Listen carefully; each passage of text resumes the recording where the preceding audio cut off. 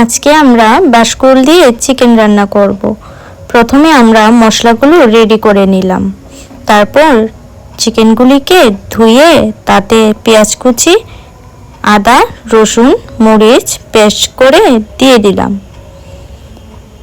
তারপর হলুদ, জিরা, ধনিয়া, স্বাদমতো নুন দিয়ে আমরা তাতে অয়েল দিয়ে দিলাম। তারপর আমরা আলুগুলো এড করে নিলাম। এড করার পর আমরা চিকেনগুলিকে ভালো করে ম্যারিনেট করে নেব।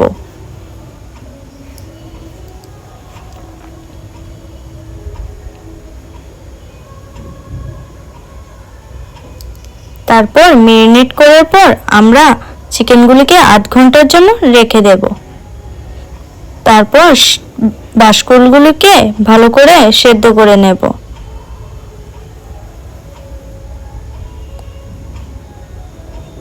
তারপর কড়াইতে তেল দিয়ে এলাচ, দারচিনি, লং, গোলমরিচ, গোটা মশলা দিয়ে দেব। তারপর একটু নেড়েচেড়ে আমরা চিকেনগুলিকে দিয়ে দেব।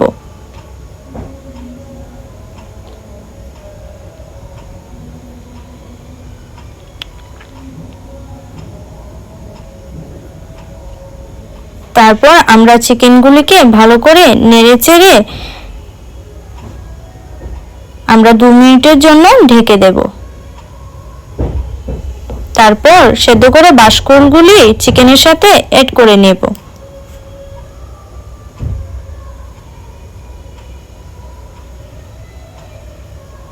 তারপর আমরা চিকেনগুলিকে বাঁশকুড়ুলের সাথে ভালো করে মিক্সড করে নেড়েচেড়ে নেব।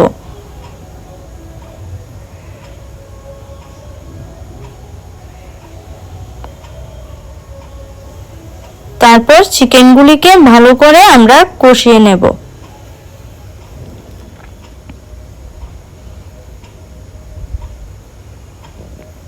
তারপর কষিয়ে নেওয়ার পর আমরা সামান্য পরিমাণ জল দিয়ে দেব। জল দেওয়ার পর আমরা ভালো করে নেড়েচেড়ে চিকেনগুলিকে আমরা 15 মিনিটের জন্য ঢেকে দেব। আমাদের চিকেনগুলি প্রায় রেডি হয়ে গেছে।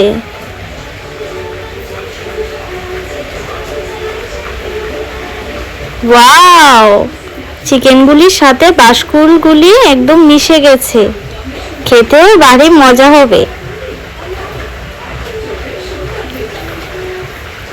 আপনারা এই রেসিপিটি বাড়িতে অবশ্যই ট্রাই করে দেখবেন, খুব ভালো লাগবে।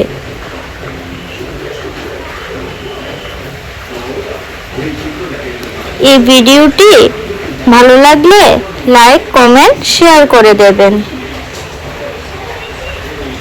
এবং এই চ্যানেলটি ফলো করে দেবেন।